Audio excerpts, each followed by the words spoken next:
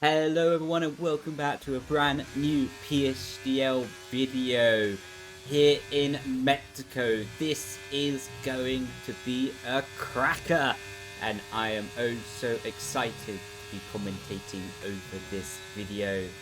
I'm also excited because I've got my voice back.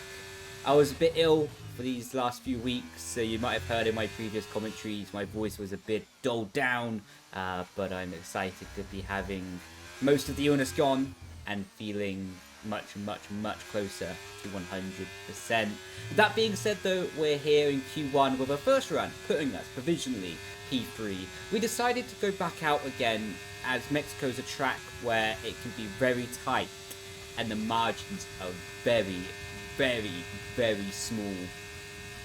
Better safe than sorry, especially with rain predicted later in the qualifying session. We probably won't need all of our soft sets of tyres, so there's less of an advantage to be gained by saving tyres earlier in the session. Naturally, that is. And we do a decent first sector and was able to slightly improve coming through the tight, twisty, technical middle sector here.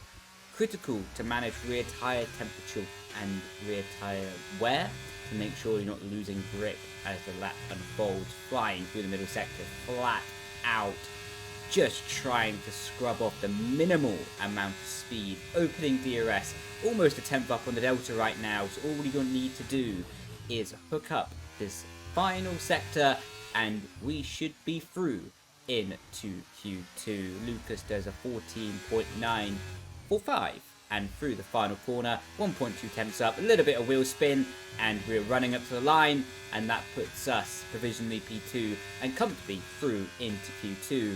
Q2 started actually quite a lot of drama. We're on new set of tyres right now. Everyone, apart from one driver, is on a new set of tyres, and that one driver is right up behind us, and it's the Alpine of Patrick Cephos. He made a mistake, he went out on worn tyres, and that is going to cost him. It is raining here in Q2. It's going to be a one-lap shootout on the dry sets of tyres to get your lap in. I haven't been able to warm up my tyres properly as we were a bit pushed in the final corners because of Patrick. I wasn't sure if he was trying to jump the queue or head to the pit lane, so I had to start my lap before the tyres were fully ready. And as you can see, there are droplets of rain on the screen, and now it is time to dig deep, send it, because this will be the only lap that can get us through into the Q3 section of qualifying. The first sector was not ideal. I hit the grass on the inside of turn 2, lost traction, lost grip, and that is ultimately what we're going to need to make up in the second sector. It's been pretty successful so far. We've got Jake Benham up ahead of us. We slightly missed the apex, but that's natural in these sort of conditions. You're throwing the car in, hoping it will stick, keeping it flat out just about, with the front tyres sliding across the surface of the track. End of the middle sector split into the final sector, and you can see right against the white line. Hard back on the brakes, let the car rotate nicely to the apex, smooth back on the power, jump over the inside curve, and you can see Daniel Bresnay goes fastest so far of a 15.8, well over a second off what we're doing in the dry conditions, and we go provisionally P3, and that will be good enough to go through the top 10 shootout. Oh so critical to get that lap in, and look how wet it is by the time we get to Q3. Not quite monsoon conditions, but definitely not far off these. You're going to need your wellies and waterproof shoes, if I can get my words out correctly, in these conditions. We're just out on our first set of intermediate tyres, learning the car and making sure that we do the setup adjustments ready for the final run in qualifying. So, here we are, final apex of our first run here. 1.2 temps up, and we go provisionally P4. We have some ideas on what we need to change with our driving, the tyre preparation, the setup, and now it is time to implement them in this final run. A little bit of wheel spin as we heat up the rear tyres going in to this final lap. Now it's time to learn, adapt, implement and deploy as much pace as we can in this final lap of qualifying. One of the most difficult braking zones on the calendar in the wet conditions. Turn 1 Mexico, hit the brake, and let the car naturally gravitate towards the apex. That was nicely done over the curb. Now pick up the critical traction on the exit, keep the car straight as possible, and we did. We're 1.5 temps up already through the first sector. Purple, in fact, through the first sector. Through the left-hander, got to the apex very nicely. Through the right-hander, again, the car is rotating beautifully. Smooth back on the power, no locking up, no oversteer in the middle of the apex. A little bit of wheel spin on the exit, but that's natural. 2.2 temps up on the delta so far. Through the left-hander, that was nicely done. Through the right-hander, now committed to the left-hander, trying to straighten up the car as much as possible. And we are using every millimeter of track possible on the exit. That was nicely done. 4.4 temps up. Purple in the middle sector once again. This could be pole position coming into the right-hander, and we're going to slightly outbrake ourselves, and look how deep we go, look how much time we lose, and that has cost us pole position, at least a chance of pole position as we come through the final corner. We're still improving the delta, but that was easily half a second lost through there, and that's cost me pole. That should have been a 23, no? Yeah, it should have been a 23, yeah. Yeah. You can see my reaction. I'm not a happy bunny. Starting 7th instead of what I believe could have been pole position or P2 at least. Like I say, I think it's fair to say that there was half a second lost in that mistake. But this is racing. This is how it goes. It's time to refocus. And as annoyed as I was in that moment, I knew it was time to refocus for the race. And speaking of the race, we are calm, we're composed, we're focused now, and we're ready to attack this on starting with the medium compound tyres. We've got 1 light, 2 lights, 3 lights, 4 lights, 5 lights, and lights out.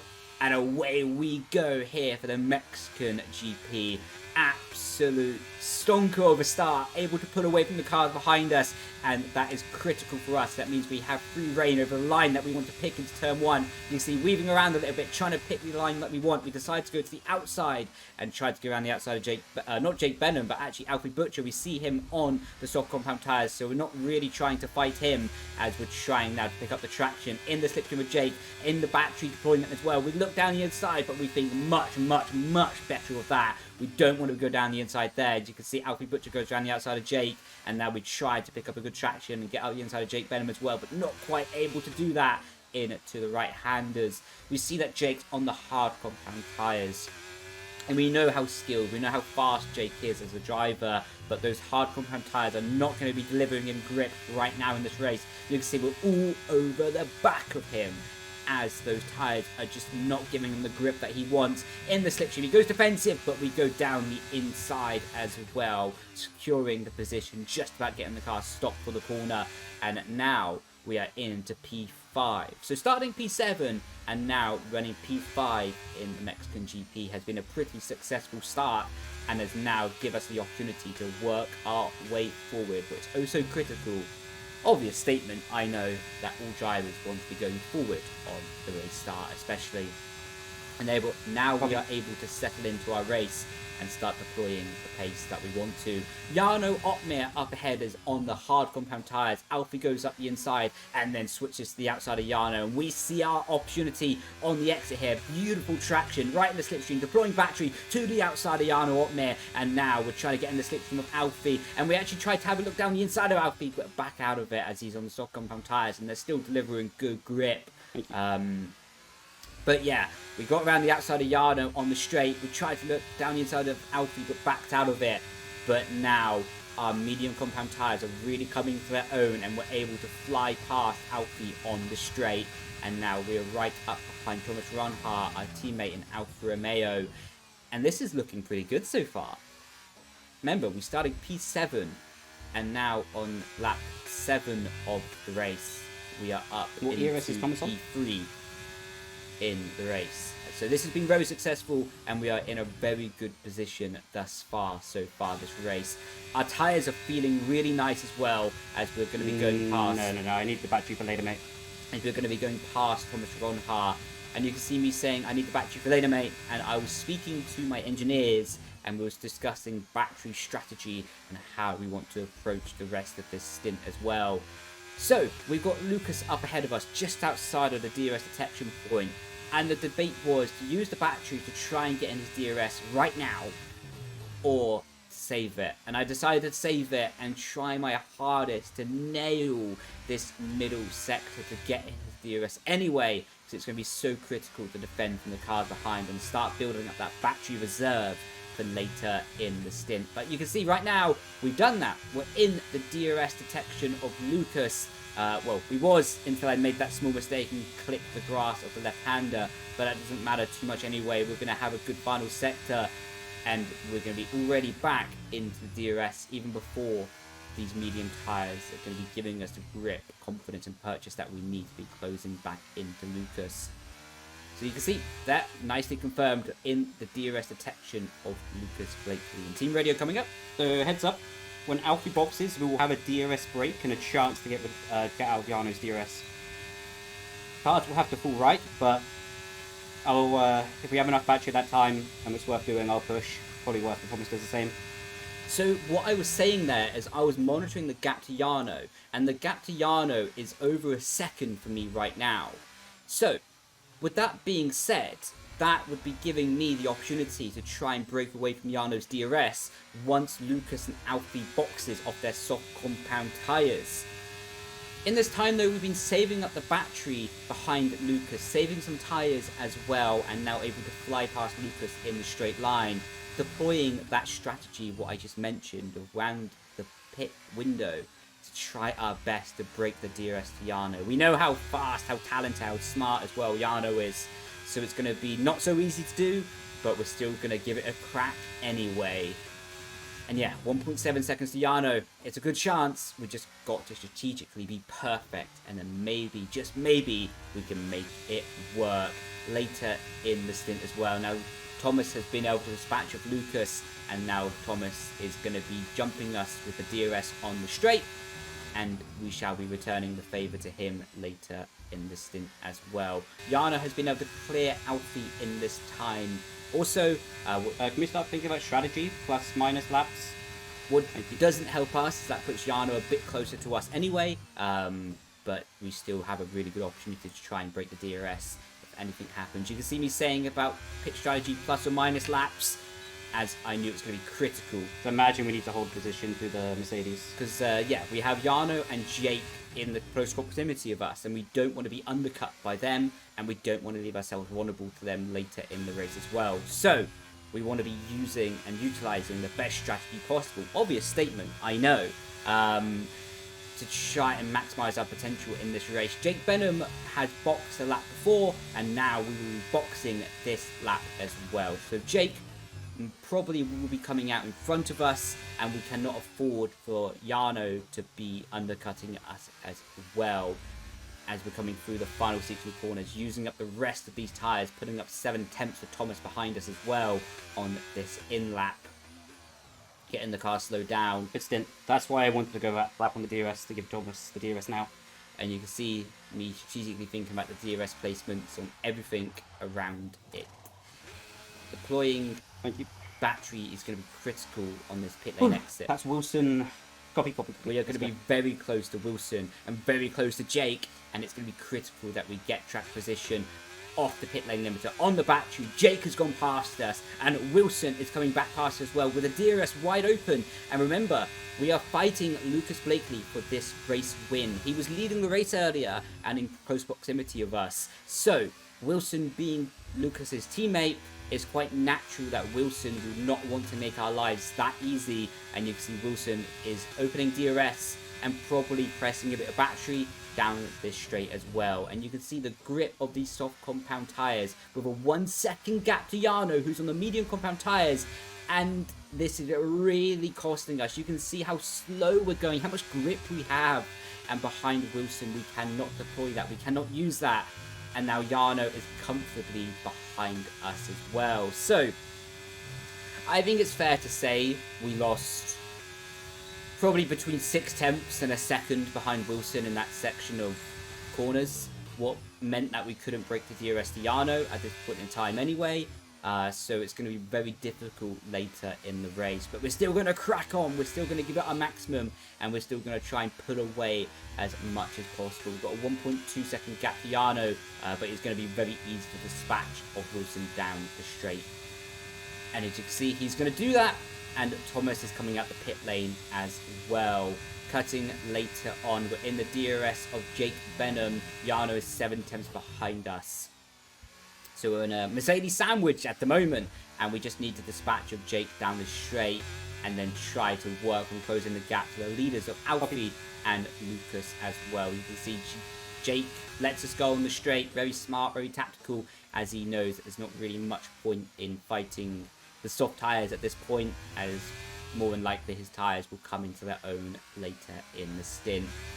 It's going to be very difficult to break the DRS to Jake and Jarno at this point. And even if I did, would mean I had very little to no battery, as I would be catching the back of Lucas and Alfie. So at this point, although it wasn't optimal for my race and the chance of winning this race, Mercedes just put themselves in a very strong strategical position to utilize the DRS slipstream, and you know, hats off to Jake and Jarno at this point in the race. They were driving very smart, very tactical, and building up their ERS reserves for later in the race as well.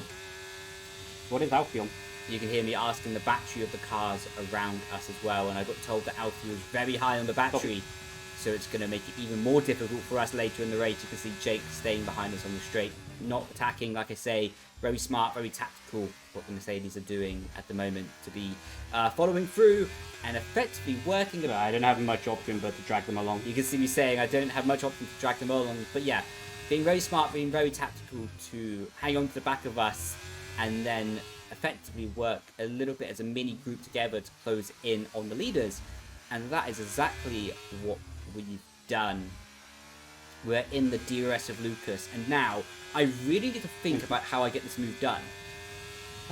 Should we continue having a pace advantage over Lucas and Alfie until the end, or no? So you can hear me asking if I should have a pace advantage over their tyre wear because they boxed very early. And I should. That's what I got told by the engineers. So that changes how I'm going to attack these cars ahead of me. If the pace was going to fall off, then I would be doing it in a different way. But I have to get this move done now. We are in the slipstream of Lucas, and we're going to need to surprise him. We need to pull out 7 special from the bag. We distract him. We make him good defensive. We look around the outside. We use the grip of the tyres. Out the inside of Lucas Blakely, side by side. A little bit of wheel contact, but we leave space on the exit and leave racing room for him. And now we are into P2, and we're going to take a look at the replay of that overtake, as we did make a bit of wheel-to-wheel contact on the apex. And I'm going to explain it through my POV. You can see going around the outside of Lucas, but we get the car completely stopped on the apex. We were not was fully under control, like I say. We were not sliding around, and you can see we get to the apex. We're fully under control, and we make a little bit of wheel-to-wheel contact. Of course, the angles of the car traveling at such different trajectories at this point. We make a little bit of wheel-to-wheel contact, but at all times my car was fully under control, and at all times I was taking the line to leave racing room on the exit. And you can see even after the contact, I have left room on the outside of the track, and I leave room also for Lucas to be rejoining. I'm even driving to the right hand side of the track at the moment, towards the middle, to leave him room to rejoin safely and fairly. So although it was a bit of a aggressive move, slightly on the limit, I think it was hard racing but fair racing, and it was really critical to get past in that point. So like I say, I think it was hard, but I think it was fair. I've discussed with Lucas as well and with Chill, you know, we get on really well off the track, and these things just happen in racing. And yeah, I think everyone's going to have their opinions on this. My opinion, should we give that back for Lucas, or do you think it'll be okay in the stewards? I think it should be okay, no? Yeah, my opinion is it was okay. And even the engineers in the race were saying it was okay, and what I see on social media says it's okay as well. And basically the summary of hard but overall fair racing, as we have now moved into the race lead ahead of Alfie Butcher. We can maybe break. And you can hear me saying we can maybe break the DRS, and this would be a dream for me and Alfie. If we can pull each other along, get out of the DRS, and then run away with this race and use these soft tyres to utilise the grip and pace that they have at this moment in time, it would be an absolute dream. Tell Alfie to go. You can hear me say, come on Alfie, go. Because we can see the gap to Jarno. It's oh so close to the DRS marker, and if Jarno does not get DRS on the main straight this lap, and I pull along Alfie, we can break away and we can pretty much solidify a 1-2 result in this race. And this is so critical. You see me pushing these tyres to the maximum right now to try and give any chance we have to break away from the DRS. And it's going to be so close on the line. Did Jarno get DRS? And you can see we instantly pulled 7/10 to Alfie just by pushing the tyres a little bit. And Jarno did get DRS, and Jarno is now following very quickly with the DRS to Alfie. What battery are they two on, Alfie and Jarno? So right now I have to think about saving my tyres, saving my battery, and doing a slightly different approach, because I have one option, well, two options mainly here. The first option is to push the tyres to the maximum and break the DRS to Alfie, but eventually Jarno will overtake Alfie and it'll be a fight directly between me and Jarno for the end of the race. Or I can try and save my tyres as much as possible, save my battery, and this is exactly what I've done, and it's going to give me a chance, and we are not in the strongest position right now, but there's a chance we can hang on to this, and that is what I desire so much, to try and win this race. But it's not going to be easy. Alfie's so fast, and we know how fast, how talented, how smart Jarno is as well. Coming down the pit straight, and you see deploying battery. I'm so fucked here once again. We are getting mugged on the straight. We go to the outside line to give ourselves the best chance under braking possible. Right down to the outside of Alfie, trying to look around the outside of Jarno as well, side by side with Alfie, and we get back into P2. But Jarno has pulled what I have to say is a masterclass in this situation to jump from P3 to P1. You can hear me saying, if we fight, we lose, and that is basically just saying that if Alfie and I fight in this apex, Jarno 100% runs away with this. But now we have a chance. We're going to keep pushing. We're trying to extract the maximum from these tyres, but these tyres have gone off the cliff. The rubber has burnt out, and we do not have all the grip that we would desire in this moment in time. You can see we're pushing the car so hard for this section of corners, slipping and sliding this way and that. But it's just not enough at this moment in time. We have to keep the DRS to Jarno. We have to keep in the slipstream to have any chance here. Jarno is absolutely flying on those medium compound tyres. Our soft tyres are degrading. They're past their best, and we have got the DRS on Jarno. There's a chance. There is a small chance to get back into this race lead, but we do not have the battery. We are not that close in the slipstream, and Alfie is right behind us. Yeah, but I'm going to lose P2, man. And I have to say a massive thank you to Alfie. We are both in RHG, the agency, and we are not officially teammates, but unofficially teammates. And yeah, he helped me out there. He stayed behind me when he probably could have gone for a move, and at least we would have been battling for a position. And yeah, he didn't attack me, so I want to say a massive thank you to Alfie. And I've spoken to him privately about this, but I'll also say this on video. And when the time comes around, I will repay the favour to him. And when it's time for me to help him out, I will. I believe in the ethics and in life of scratch my back, I scratch your back.